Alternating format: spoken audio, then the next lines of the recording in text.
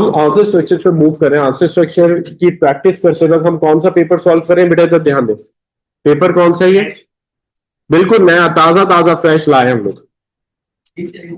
5 मार्च 2026 paper 1। सही है भाई, बिल्कुल ताजा रिसेंट हमारे पास आया हुआ है, हम उसी पे प्रैक्टिस करते हैं। नहीं सीआई में नहीं आएगा।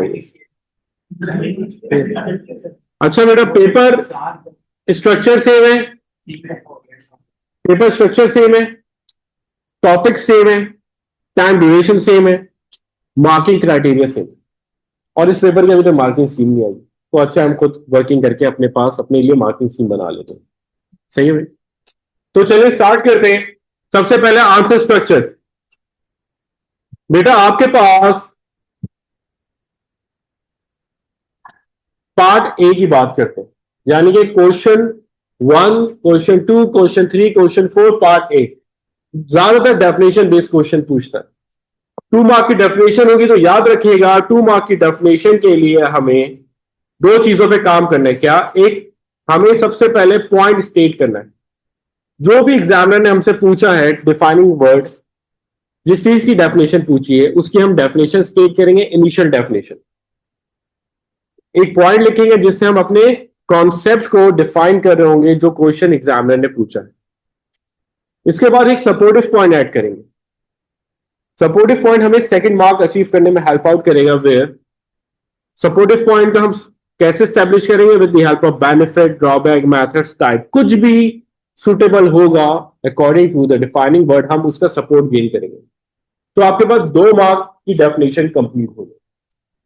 सही है, तो अभी मैं डेफिनेशन का क्वेश्चन अटेम्प्ट करने के लिए केस स्टडी नहीं पढ़ रहा, क्योंकि हमें ए पार्ट और बी पार्ट अटेम्प्ट करने के लिए केस स्टडी पढ़ने की कोई जरूरत नहीं होती।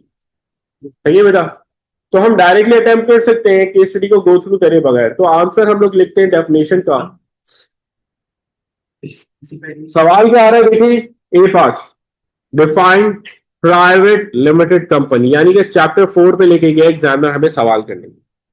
तो क्या होता है इसमें? ये फ्रेंड्स एंड फैमिली मेंबर्स के बिटवीन शेयर्स इशू होते हैं, 50 शेयर होल्डर्स हो सकते हैं। कंपनी को ऑपरेट कौन करता है? बिजनेस के ओनर्स या डायरेक्टर्स? डायरेक्टर्स एम्प्लॉयज होते हैं। ये डिविडेंड्स पे करते हैं, लिमिटेड लायबिलिटी होती है। ये सारे पॉइंट्स हम यूज कर सकते हैं अपने आंसर में। ठीक है भाई, चले आए लिखते हैं। It is a type of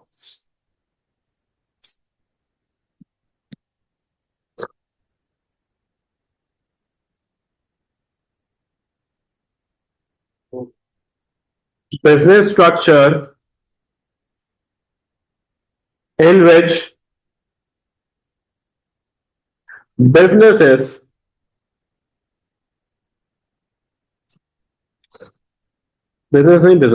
business shares are issued only to friends and family members.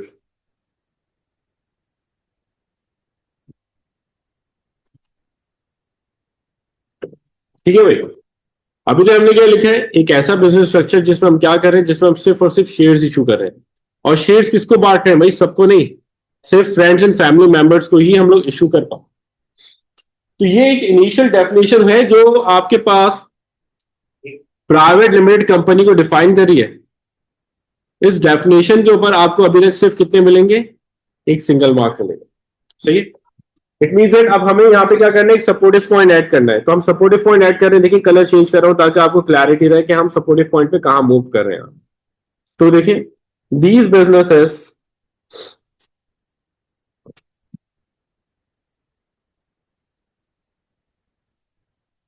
Are managed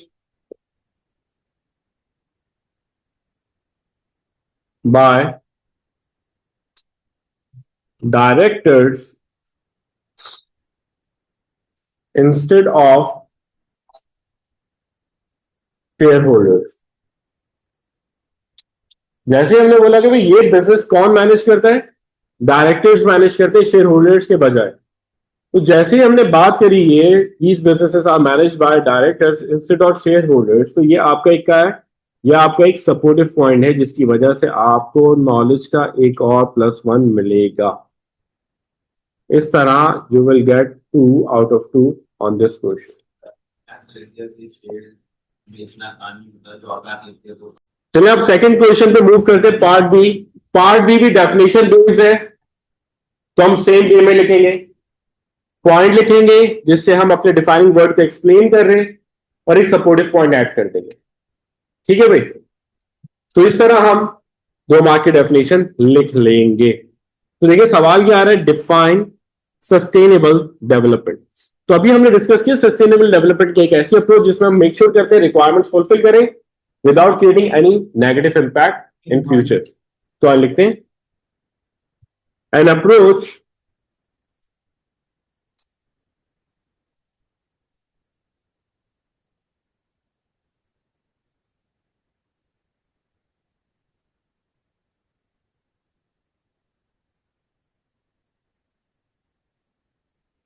of performing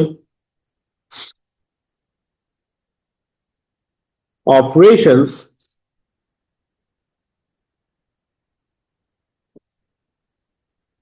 in which the requirements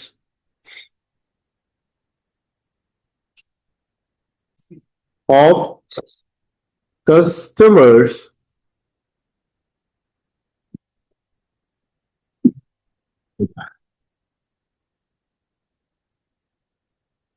are fulfilled without creating any negative impact on the environment or environment and society for future generation। ठीक है, हमने क्या बोला भाई, एक ऐसी approach जिसमें हम क्या कर रहे हैं, जिसमें हम कस्टमर्स की रिक्वायरमेंट्स को फुलफिल कर रहे हैं without creating a negative impact, कोई भी नेगेटिव इम्पैक्ट क्रिएट करे बगैर, किस चीज के ऊपर, हम एनवायरमेंट के ऊपर और सोसाइटी के ऊपर फॉर फ्यूचर जनरेशन। तो ये क्या आ गया आपके पास, ये आपके पास पॉइंट विद सपोर्टिव पॉइंट आ गया, जहां पे ये नॉलेज का मेन इनिशियल डेफिनेशन और ये सपोर्टिव पॉइंट आ रहा है। इसमें सपोर्टिव पॉइंट में हमने बेनिफिट ड्रॉबैक भी लिखा, उसी डेफिनेशन को इन डिटेल डिस्कस किया। जब डेफिनेशन इन डिटेल डिस्कस करिए ऑटोमेटिकली वो आपका सपोर्टिव पॉइंट भी काउंट हो गया। अच्छा भाई देखिए, ये पार्ट ए और पार्ट बी हमने कंप्लीट करा है, पार्ट सी पे मूव करें। तो पार्ट सी के लिए आपको केस स्टडी पढ़ना बहुत जरूरी है, क्योंकि एग्जामिनर पार्ट सी में आपसे आपके आंसर को एक्सपेक्ट कर रहा है with reference to case study. तो देखिए केस स्टडी को गो थ्रू करते हैं। MCL is a private limited company which make toys। सही भाई, सिर्फ टॉयज बनाते हैं, खिलौने बना रहे हैं। The business wants to contribute to sustainable development, so uses recycled plastic to make the toys। अपने पास से क्या कर रहे हैं, रिसाइकल्ड प्लास्टिक को यूज कर रहे हैं। रिसाइकल्ड प्लास्टिक आपके लिए आपको यूज करना एक लेंदी प्रोसेस पे मूव कर जाता है। तो रिसाइकल्ड प्लास्टिक है तो वो मल्टीपल कलर्स के अंदर मिल रहा होगा आपको, एक कलर का नहीं मिल रहा होगा। आपने उन सबको रिसाइकल को प्रोसेस करा, वापस से फिर उसमें कलर ऐड करा, फिर अपने पास से क्या करा, टॉय को मैन्युफैक्चर करा।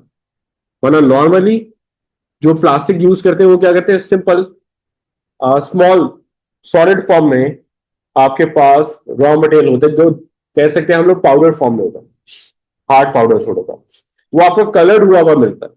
वो आप अपने पास से क्या करते हैं, उसको प्रोसेस करते हैं, प्लास्टिक को मैन्युफैक्चर प्रोसेस करते हैं टॉय को मैन्युफैक्चर करने के लिए। बट अब ये क्या करें कि रिसाइकल करें, जो इनके लिए कॉस्टली प्रोसेस है। ठीक है भाई, आगे देखते हैं। MCL uses primary research to decide which toys to produce. Customer की रिक्वायरमेंट्स को आइडेंटिफाई करने के लिए, मार्केट ट्रेंड को आइडेंटिफाई करने के लिए they are using primary research, यानी नया डाटा यूज कर रहे हैं। फर्दर देखें, the business uses retailer as its distribution channel. Product को डायरेक्टली नहीं बेच रहे, क्या रखवा रहे, टॉय शॉप्स पे रखवा रहे, रिटेलर्स के पास, और फिर वहां से बिक रहा है, चैनल 2 पे मूव कर रहे हैं। फर्दर देखते हैं, MCL's finance director knows that the business has a cash flow problem.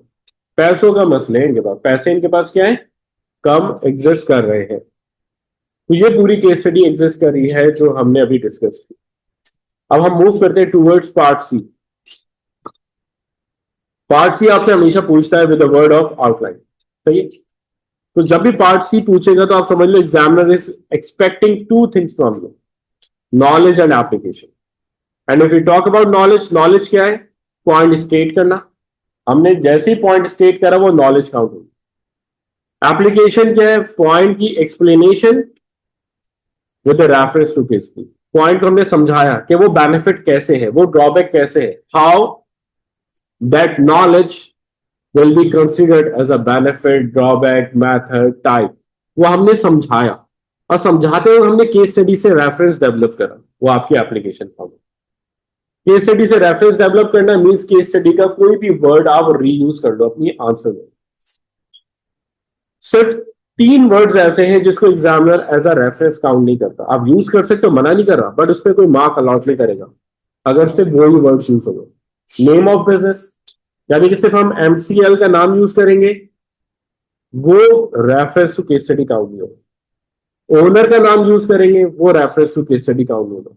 या कोई भी वर्ड केस स्टडी का जो क्वेश्चन में यूज हुआ है, अगर मैं उसको रीयूज करूंगा, वो एज अ रेफरेंस काउंट नहीं। ये 3 चीजें याद है, name of business, name of owner, और any word that is use in a question from case study. इसके अलावा कोई भी वर्ड आप यूज कर लो, ठीक है। अब देखिए सवाल, outline one advantage and one disadvantage to MCL of using primary market research. अगर हम प्राइमरी मार्केट रिसर्च यूज करेंगे तो एक फायदा और एक नुकसान हमें बताने, किसके लिए, MCL के लिए। नया डाटा होगा, डाटा कॉन्फिडेंशियल होगा, डाटा हमारी रिक्वायरमेंट के हिसाब से होगा। चाहे पॉइंट लिखते हैं, सबसे पहले मैं पॉइंट लिख रहा हूं, देखें। MCL can easily have new and updated information। ये मैं लिखे ना, MCL के पास न्यू अपडेटेड इंफॉर्मेशन होगी। ये सिर्फ बेनिफिट हमने स्टेट करा। ये बेनिफिट क्या है आपके पास, ये बेनिफिट आपके पास नॉलेज काउंट हो रही है, यानी कि आपने अभी तक यहां पे K+1 पे काम किया, एक मार्क आपने अचीव करा। अब कैसे नया डाटा आएगा और केस स्टडी से रिलेट करके हुए हमें बता दें। तो अब देखिए यहां पे हम लोग रेफरेंस को कैसे डेवलप कर रहे हैं, पॉइंट को एक्सप्लेन करते हुए, ठीक है भाई। Such as the preferences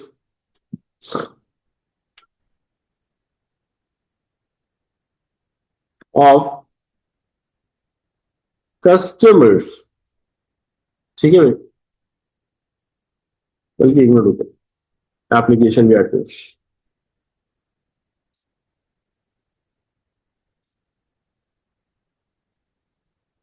Such as preference of toys of customers will be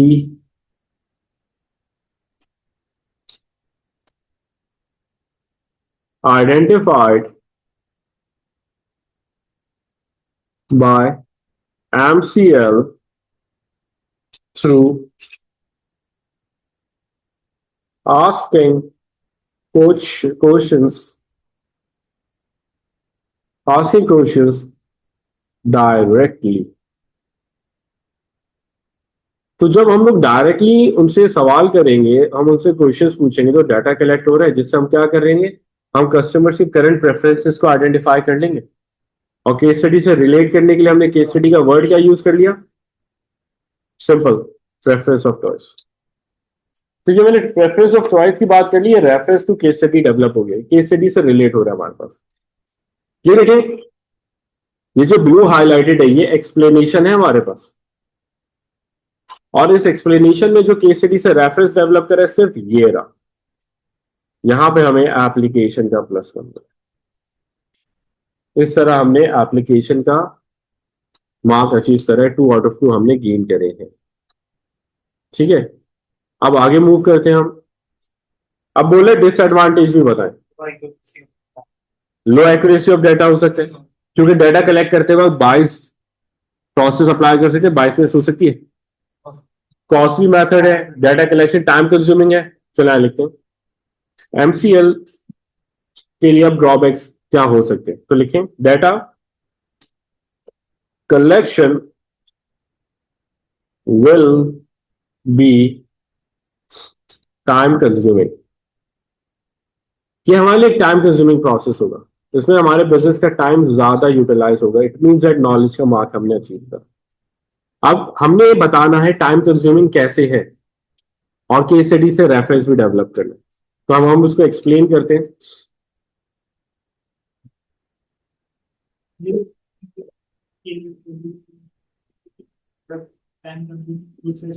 हाँ नहीं, वो तो मेरे को डाटा डाटा कलेक्ट आपके पास मार्केटिंग डिपार्टमेंट कर रहा है, प्रोडक्ट तो आपको ऑपरेशंस बना रहे, तो ये पॉइंट तो आपका नहीं हो सकता ना, वैलिड नहीं है आपके पास। Because MCL will have to conduct a detailed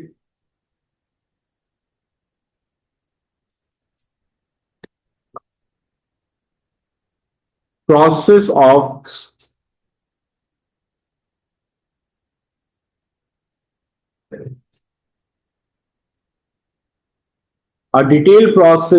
research survey. अब देखिए ये टाइम कंज्यूमिंग पे रिलेट कर रहा है, सिर्फ इतनी सा पॉइंट मैंने लिखा है, इसको मैंने कहीं भी केस स्टडी से भी रिलेट नहीं करा है। लेकिन ये जो पॉइंट मैंने ब्लू में लिखा है ये हमारी नॉलेज को डिफाइन कर पा रहा है, एक्सप्लेन कर पा रहा है कि टाइम कंज्यूमिंग क्यों है हमारे पास प्राइमरी मार्केट रिसर्च डाटा। अब केस स्टडी से रिलेट करने जा रहा हूं मैं, ठीक है। In order to identify the causes of the cash flow problems। अब कैश फ्लो प्रॉब्लम्स हमें आइडेंटिफाई करनी है, तो उसके लिए एक डिटेल प्रोसेस परफॉर्म करना है। और बिजनेस में कैश फ्लो से रिलेटेड प्रॉब्लम आएगी थी, कैश फ्लो की इश्यूज क्रिएट हुए हुए थे। तो ये देखें, ये पूरा ब्लू हाईलाइटेड क्या हमारे पास एक्सप्लेनेशन है, और ये आपके पास क्या आ गया, ये आपके पास केस स्टडी से रेफरेंस आ गया। क्यों? मार्केट रिसर्च सिर्फ एक्सटर्नल होती है,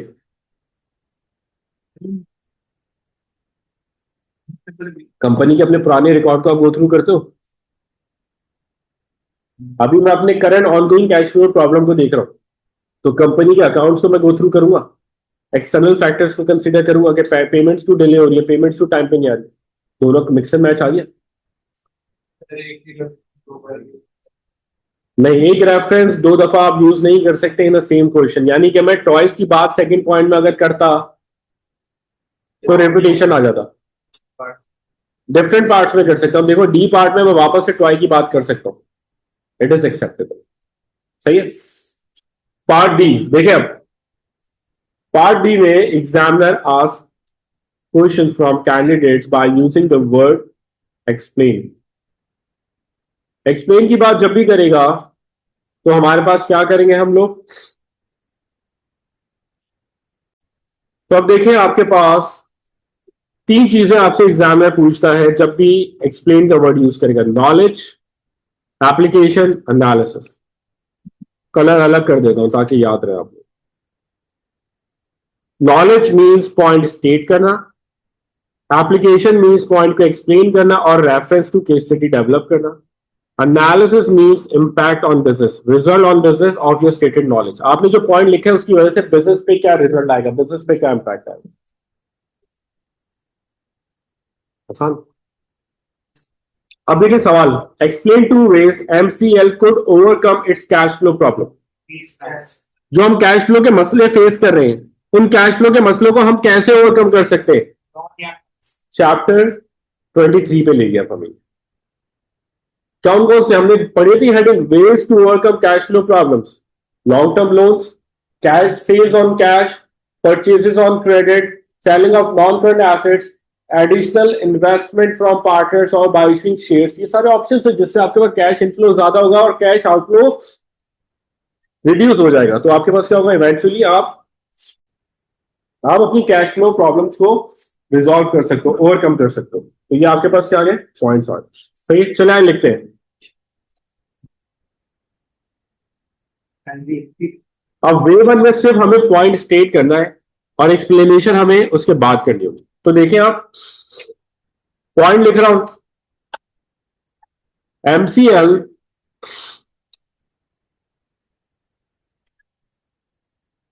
should borrow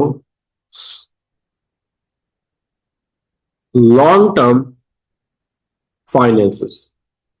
मैं लोन की बात इसलिए नहीं करी क्योंकि बोरो करें तो लोन ही होगा ना भाई।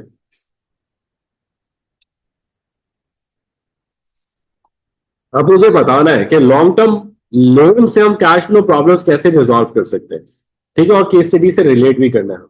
तो देखिए हमने क्या लिखा है, दी finance director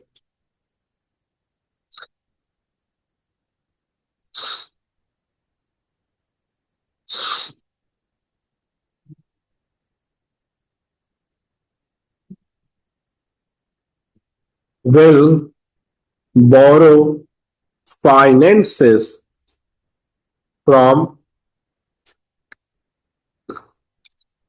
bank for the manufacturing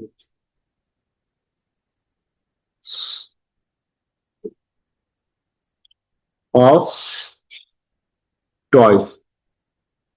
हमने बोला भाई वो क्या करेगा, बैंक से फाइनेंसेस बोरो करेगा, किस चीज के लिए, टॉयज की मैन्युफैक्चरिंग के लिए। लेकिन स्टिल अभी तक बोरो, फाइनेंसेस को बोरो करने के कॉन्सेप्ट को हमने शो करा है, लेकिन लॉन्ग टर्म को हमने अभी तक रिलेट नहीं करा, जिसको हमें कब पे करना है वो भी तो हमें बात करनी पड़ेगी, तभी तो आप लॉन्ग टर्म फाइनेंसेस के कॉन्सेप्ट पे मूव करोगे। तो देखें, विच विल बी repaid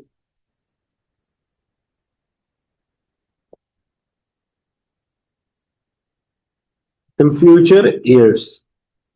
आगे के सालों में आप पे बैक करोगे। तो ये इंफॉर्मेशन हमारे पास हमारी नॉलेज को डिफाइन कर रही है। जो हमने पॉइंट लिखा है, लॉन्ग टर्म लोन से हम कैश फ्लो प्रॉब्लम रिजॉल्व करेंगे, तो ये एक्सप्लेनेशन केस स्टडी से रिलेट करते हुए कैश फ्लो के मसले सॉल्व कर रही है। यहां तक नॉलेज और एप्लीकेशन कंप्लीट करिए हमने। अब इम्पैक्ट रिजल्ट पे जा रहे हैं। तो बिजनेस पे क्या इम्पैक्ट आएगा, बिजनेस पे क्या आउटकम आएगा, बिजनेस किस सिनेरियो में मूव कर सकता है। तो देखिए आप, due to this MCL will have large cash reserves, leading to reducing the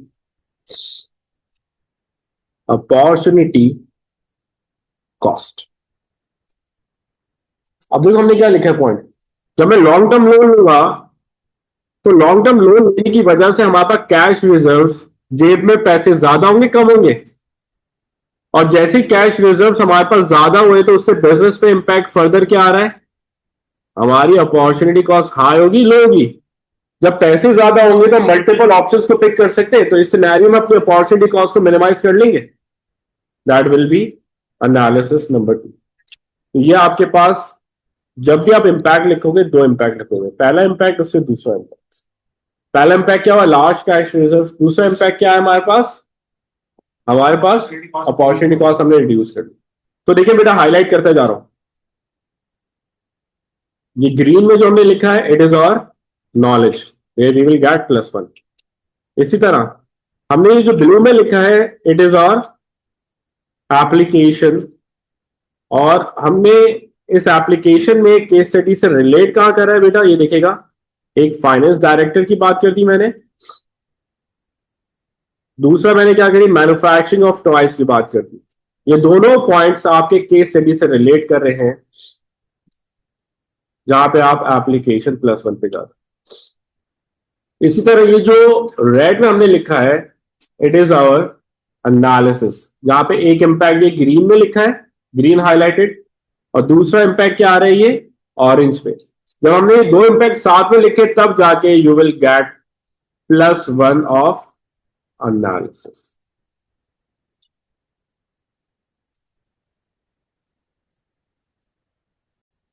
अब हम मूव कर रहे हैं टूवर्ड्स डी पार्ट 2, सही है। अब हमें एक और ऑप्शन बताना है जिसके थ्रू क्या कर सकता है, अपने कैश फ्लो के मसलों को सॉल्व कर सकता है। तो लिखते हैं हम लोग,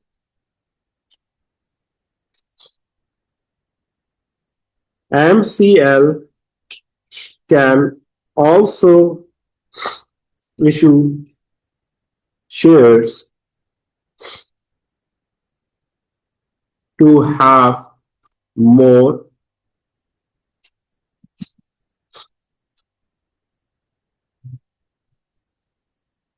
फाइनेंसेस। हम शेयर्स इशू कर सकते हैं in order to have more पैसे, मोर फाइनेंसेस। तो अगेन ये क्या आ गया आपके पास, नॉलेज आ गई, पॉइंट आपने स्टेट कर दी। अब आपने बताना है कि भाई हम शेयर्स इशू करके और पैसे जनरेट कर लेंगे तो इससे कैश फ्लो के मसले, कैश फ्लो की मुश्किलात कैसे रिजॉल्व होंगे आपके पास। तो देखें, by being a private limited company, हम एक प्राइवेट लिमिटेड कंपनी, तो इसमें यही बोले by being a private limited company, MCL can easily issue shares in between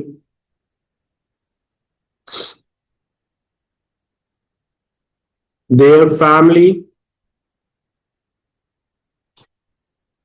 members। तो बोलेंगे हम लोग ये प्राइवेट लिमिटेड कंपनी, तो ये शेयर्स इजीली क्या कर सकते हैं, इशू कर सकते हैं अपने फैमिली मेंबर्स इन बिटवीन। क्यों कर रहे हैं, अब वो रीजन हम यहां पे मेंशन कर रहे हैं, in order to generate more finances through capital, ताकि हम और फाइनेंसेस जनरेट करें कैपिटल की फॉर्म में। तो ये हमारे पास पॉइंट की एक्सप्लेनेशन पे हम अभी तक है, क्या शो कर रहे हैं, हमारे कैश फ्लो के मसले रिजॉल्व हो रहे, किस तरह हम शेयर्स इशू करके पैसे लेकर आ रहे हैं। आगे देखें, as it will increase cash inflow, इससे क्या हो रहा है, हमारे पास हमारे बिजनेस में कैश इनफ्लो इंक्रीज होता जा रहा है। अब इंपैक्ट क्या आ रहा है, रिजल्ट हम लोग क्या लिखेंगे, this will lead to increasing working capital of MCL। इससे क्या हो रहा है, हमारे पास हमारे MCL का वर्किंग कैपिटल क्या हो रहा है, इंक्रीज हो रहा है, बढ़ रहा है, ज्यादा होता जा रहा है।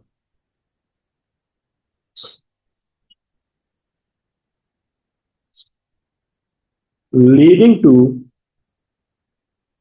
हैविंग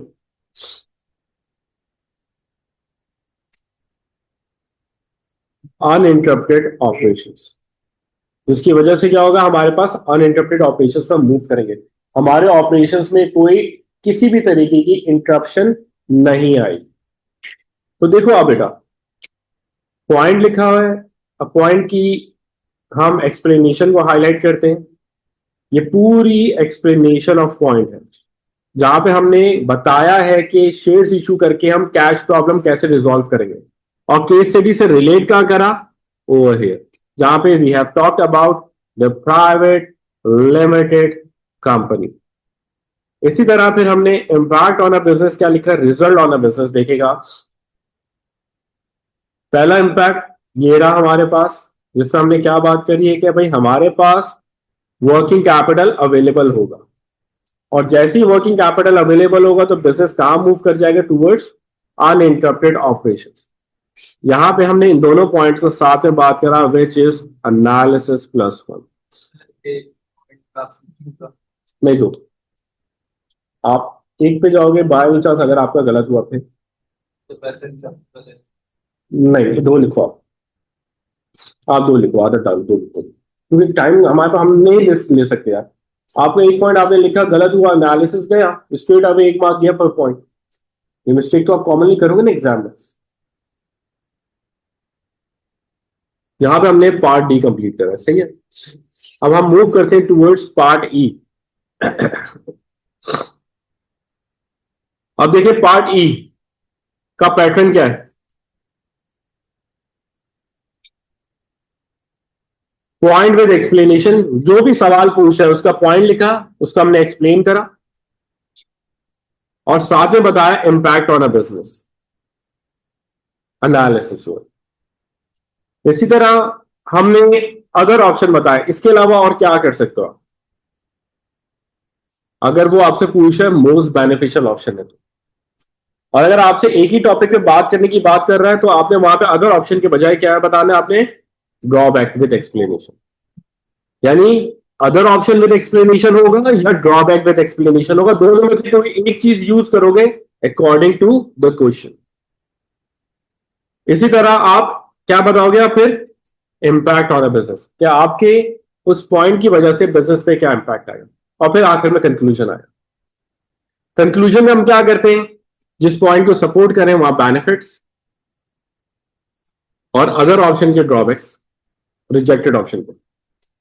इसी तरह अगर आप बेनिफिट और ड्रॉबैक पे बात कर रहे हो तो आप सेलेक्ट करने जा रहे हो, आप उसके सपोर्ट में जा रहे हो, तो benefit with ways to overcome above stated drawback, जो ऊपर प्रॉब्लम लिखी है उसको ओवरकम करने का तरीका आप बता दो।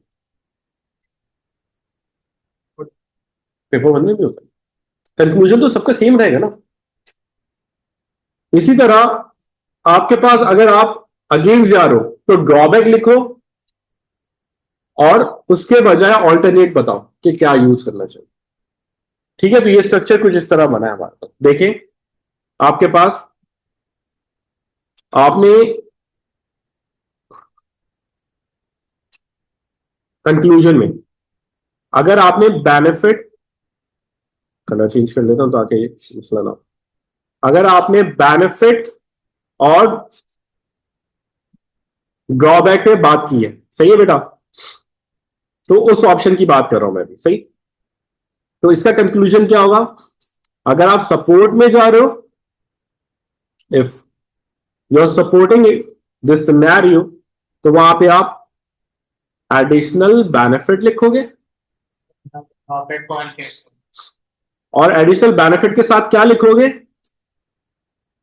स्ट्रेटेजी या way to overcome above stated problem. जो ऊपर आपने प्रॉब्लम लिखी ना, उसको ओवरकम करने का आप क्या करोगे, तरीका लिखोगे, सही है। इसी तरह अगर आप अगेंस्ट जा रहे हो इस सिनेरियो में, अगर आपका आंसर जा रहा है अगेंस्ट, आपका मूड नहीं है कि आप सपोर्ट में आंसर लिखो, तो आप क्या करोगे, एडिशनल छोड़ेंगे नहीं, एडिशनल ड्रॉबैक लिखेंगे, और एडिशनल ड्रॉबैक के साथ क्या करेंगे हम, अदर ऑप्शंस सजेस्ट करोगे आप।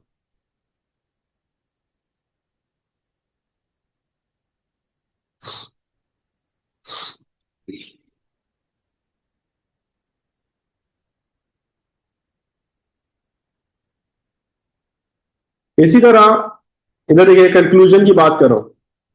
अब आपके पास कंक्लूजन आपने किस तरह लिखा है, आंसर किस तरह लिखा है, देखिएगा दूसरे ऑप्शन पे जा रहा है। आपने बेनिफिट के साथ अदर ऑप्शन पे गए थे आप, सही है। तो इसका कंक्लूजन किस तरह होगा?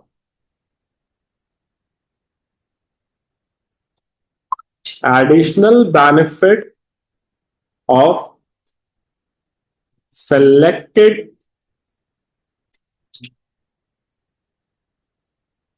सेलेक्टेड ऑप्शन, जो ऑप्शन आपने सेलेक्ट करा उसका एडिशनल बेनिफिट लिखोगे, प्लस जो ऑप्शन आपने रिजेक्ट करा है ड्रॉबैक ऑफ रिजेक्टेड ऑप्शन, जिस ऑप्शन को आपने रिजेक्ट करा है उसका ड्रॉबैक लिखोगे। ये आपका कंक्लूजन इस तरह बनेगा। तो दो डिफरेंट आंसर्स के अकॉर्डिंगली दो डिफरेंट तरीके हैं जिससे हम कंक्लूजन बनाएंगे। सही है भाई, क्लियर है यहां तक?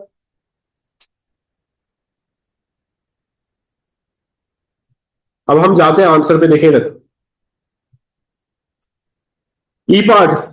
ई पार्ट में हमें केस स्टडी से कोई रिलेट करने की जरूरत नहीं है, because there will be no marks of application. Point लिखना है, जनरल एक्सप्लेन करके एनालाइज कर देना है। आपके पास आपको कहीं पे भी केस स्टडी से रिलेट नहीं करना है, क्योंकि क्वेश्चन में एग्जामिनर आपके पास केस स्टडी का वर्ड यूज नहीं कर रहा।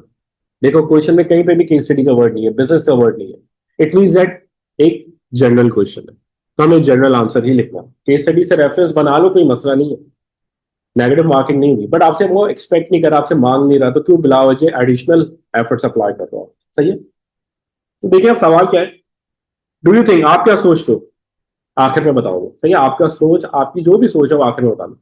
Retailer are the best channel of distribution for the manufacturing business. Retailer सबसे अच्छा ऑप्शन है मैन्युफैक्चरिंग बिजनेस का, जस्टिफाई कर।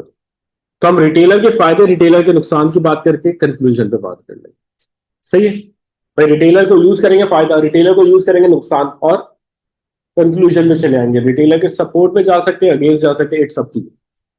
चले आंसर स्टार्ट करते हैं। डेफिनेशन लिखने की कोई जरूरत नहीं है, बहुत सारे बच्चे बिला वजह में पता नहीं डेफिनेशन क्यों लिखते हैं, क्या नीड होती है उनको, शायद उनको अलग से एग्जामिनर ने बताया होता है, लेकिन डेफिनेशन की कोई नीड नहीं है आपके पास, ये पार्ट में डेफिनेशन नहीं लिखते हम लोग। चला लिखते हैं आंसर।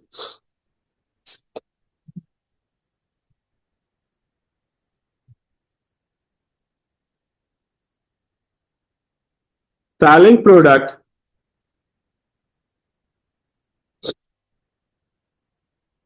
through retailer। हम प्रोडक्ट बेच रहे हैं, किसके थ्रू बेच रहे हैं, रिटेलर्स के थ्रू। सही है भाई, तो उसका फायदा लिख रहे हैं, will have the manufacturing business in reducing its cost of storage. हमारी कॉस्ट ऑफ स्टोरेज कम हो जाएगी। क्यों कम होगी? क्योंकि रिटेलर हमसे प्रोडक्ट खरीद के अपने पास रखेगा प्रोडक्ट बेचने के लिए, तो हमें स्टोर नहीं करना पड़ेगा, हमारे पास अननेसेसरी होल्डिंग ऑफ प्रोडक्ट हमें नहीं करनी पड़ेगी। तो हम लिखते हैं बिकॉज दे विल परचेज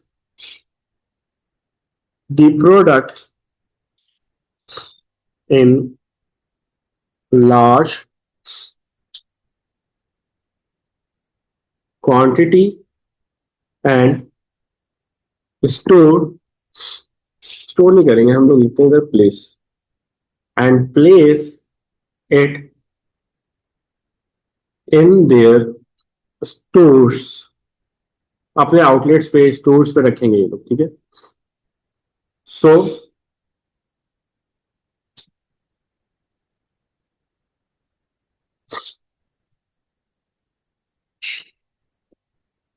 तो customers need needs can be fulfilled. जब मैं प्रोडक्ट अपने पास स्टोर नहीं करूंगा, वे आपके पास रिटेलर अपने पास स्टोर कर रहा है, तो इससे क्या होगा, कस्टमर्स की नीड्स फुलफिल हो जाएंगे आपको। तो ये क्या हुआ हमारे पास, ये आपके पास पॉइंट की एक्सप्लेनेशन आ गई। अब इम्पैक्ट लिख रहे हैं, रिजल्ट ऑन अ बिजनेस क्या आएगा, हमारे खर्चे कम हो जाएंगे, दैट्स इट, कहानी खत्म। दिस विल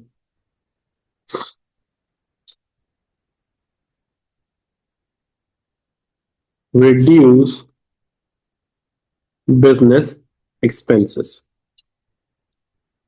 इससे क्या होगा, हमारे बिजनेस के खर्चे रिड्यूस हो जाएंगे। तो देखिए हमने पॉइंट लिखा, ये रहा,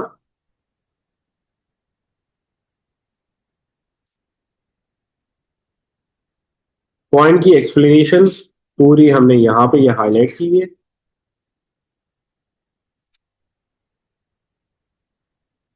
और ये पॉइंट की वजह से इम्पैक्ट ये हमने यहाँ लिखा।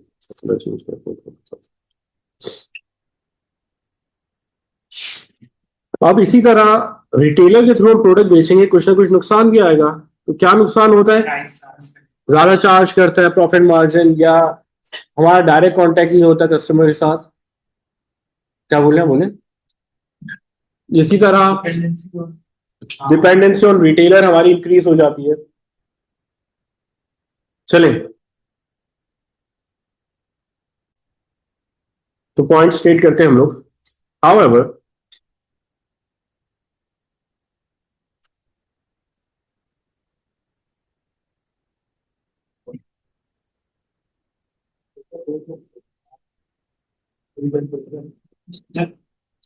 the business will not have any direct contact with customers। हमारे कस्टमर से कोई डायरेक्ट कांटेक्ट नहीं होगा, तो ये हमारी ड्रॉबैक है। तो इस सिचुएशन में हम कस्टमर्स की कंप्लेन आइडेंटिफाई कर सकते हैं, नहीं कर सकते ना। गुड, कस्टमर्स की रिक्वायरमेंट्स भी हम आइडेंटिफाई नहीं कर सकते। This means that the requirements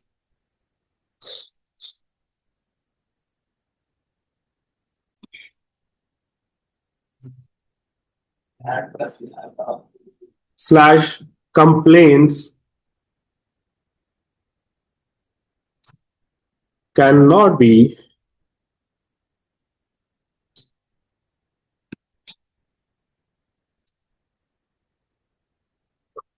identified on time। जिससे क्या होगा, हम कस्टमर्स की कंप्लेंट्स, कस्टमर्स की रिक्वायरमेंट टाइमली आइडेंटिफाई नहीं कर सकते। तो जब टाइमली आइडेंटिफाई नहीं कर पाएंगे तो क्या होगा, कस्टमर खुश थोड़ी होगा, वो क्या होगा, डिससेटिस्फाई होगा, विच विल इंक्रीज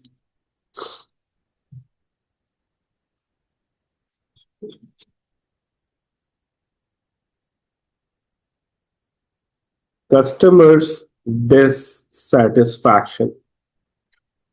इससे क्या होगा, कस्टमर हमसे नाराज हो जाएगा, कस्टमर डिससेटिस्फाई हो जाएगा। तो ये क्या हुआ, हमारे पास पॉइंट नेगेटिव पॉइंट था, पॉइंट की एक्सप्लेनेशन थी, और पॉइंट इम्पैक्ट।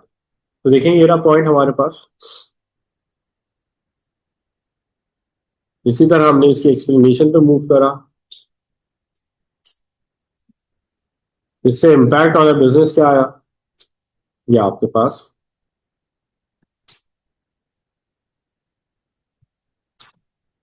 अब हम कहा जा रहे हैं, अब हम कंक्लूजन पे मूव करें, अपना जजमेंट, अपना पॉइंट ऑफ व्यू। आपको लगता है रिटेलर के थ्रू बेचना है, वो भी एक्सेप्टेबल है। आपको लगता है रिटेलर के थ्रू नहीं बेचना, वो भी एक्सेप्टेबल है। आप पे टोटली डिपेंड करता है। ठीक है भाई, तो लिख रहे हैं हम, इन माय ओपिनियन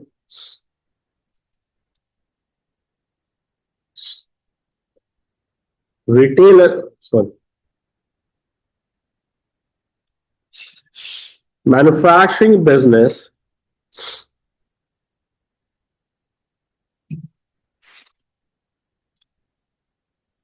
शुड, क्योंकि हम अपना जजमेंट दे रहे हैं तो यहाँ पे हम उसको जस्टिफाई कर रहे हैं, हम स्ट्रांगली उसको सजेस्ट कर रहे हैं, sell its product through retailer. Sales ज्यादा हाँ, हमने बोला भाई रिटेलर के थ्रू प्रोडक्ट भेजो, लेकिन अब यहाँ पे हमें सपोर्ट करते हुए क्या करना है, एक नया बेनिफिट स्टेट करना है, हमें एक और बेनिफिट की बात करनी है। तो देखिए हमने क्या बोला यहाँ पे कि आप रिटेलर के थ्रू प्रोडक्ट बेचें,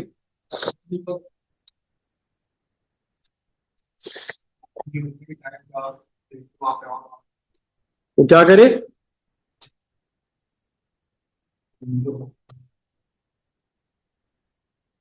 आप रिटेलर के थ्रू बेचेंगे तो आपकी कैश फ्लो प्रॉब्लम्स ओवरकम हो सकती हैं। रिटेलर को प्रोडक्ट बेचा, पैसे फौरन फौरन आ गए हमारे पास, इमीडिएट बेसिस पे अवेलेबल हो जाएंगे। तो हमने क्या बोला, रिटेलर के थ्रू बेच दो, और रिटेलर के थ्रू बेचोगे तो पैसे फौरन आ जाएंगे, यानी कैश फ्लो के मसले आप रिजॉल्व कर लो। तो ये क्या आ गया आपके पास, हमने अपना जजमेंट दिया, और जजमेंट में हमने एक एडिशनल बेनिफिट लिखा जहां पे उसको हम सजेस्ट तो कर रहे हैं और बेनिफिट में बता रहे हैं कैश फ्लो के मसले सॉल्व हो। अब यहां पे हमें क्या करना है, गुड, हमें आप साथ में सजेस्ट करना है एक स्ट्रेटेजी या एक ऑप्शन जिससे ऊपर की स्टेटेड प्रॉब्लम आप ओवरकम कर सको। कस्टमर से डायरेक्ट कांटेक्ट नहीं है तो उसको ओवरकम कैसे करें भाई, हम ये बोलने में प्राइमरी रिसर्च करें, हम ये बोल सकते हैं भाई कस्टमर को फोन कर ले प्रोडक्ट बेचने के बाद, जिसके पास जा रहा है, फीडबैक गेन कर ले हम लोग कस्टमर केयर सेंटर बना दें, एक नंबर दे दें कस्टमर को, कंप्लेन हो जाए बात को। ये सारे ऑप्शन है जिसके थ्रू हम क्या कर सकते हैं, अपने पास से direct contact with customer develop कर सकते हैं। तो देखिए हमने क्या लिखा आगे, however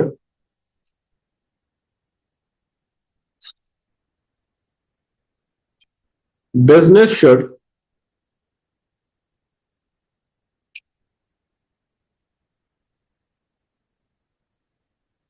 also establish an effective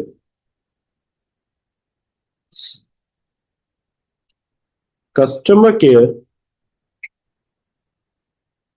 center to have a direct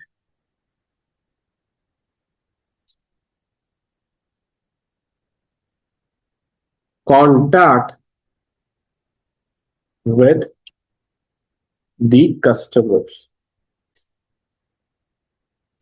हमने बोला भाई आप प्रोडक्ट भेज तो दो, लेकिन क्या करो साथ में एक काम और करो, कस्टमर के साथ डायरेक्ट कांटेक्ट स्टैब्लिश करने के लिए आप क्या बना लो, एक कस्टमर केयर सेंटर बना लो। जब आप एक कस्टमर केयर सेंटर बनाओगे तो उस सिचुएशन में क्या होगा आपके पास, उस सिचुएशन में आपके पास से कस्टमर्स के साथ आप एक अच्छा डायरेक्ट कांटेक्ट स्टैब्लिश कर सकते हो। तो देखो मैं हाईलाइट करते जा रहा हूं हर एक चीज जो आंसर में हमने लिखी है। ये